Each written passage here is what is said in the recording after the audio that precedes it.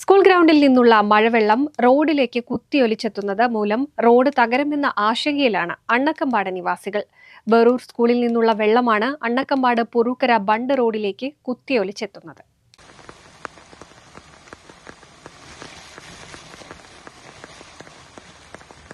ഏറെക്കാലമായി തകർന്നു കിടന്നിരുന്ന അണ്ണക്കമ്പാട് പുറൂക്കര ബണ്ട് റോഡ് ഏതാനും നാളുകൾക്ക് മുൻപാണ് കോൺക്രീറ്റ് ചെയ്ത് നവീകരിച്ചത്.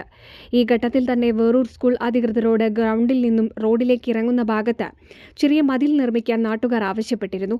മഴക്കാലമായാൽ ഗ്രൗണ്ടിൽ നിന്നുള്ള വെള്ളവും ചരലും ചെളിയും റോഡിലേക്ക് ഒഴുകിയെത്തുന്നത് തടയുന്നതിനു വേണ്ടിയാണ് ചെറിയ മതിൽ നിർമ്മിക്കാൻ നാട്ടുകാർ ആവശ്യപ്പെട്ടത്.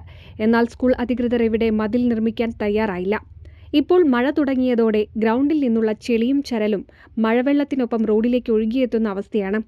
ഇതുമൂലം വർഷങ്ങളുടെ കാത്തിരിപ്പിന് ശേഷം അറ്റകുറ്റപ്പണി നടത്തിയ റോഡ് തകരുമോ എന്ന ആശങ്കയിലാണ് പ്രദേശവാസികൾ. ഗ്രൗണ്ടിന് സമീപം ഉയരത്തിൽ മതിൽ നിർമ്മിക്കണം, അല്ലെങ്കിൽ ഗ്രൗണ്ടിൽ നിന്നുള്ള വെള്ളം റോഡിലേക്ക് എത്തുന്നത് തടയാനോ സ്കൂൾ അധികൃതർ തയ്യാറാവണമെന്നുമാണ് നാട്ടുകാർ ആവശ്യപ്പെടുന്നത്.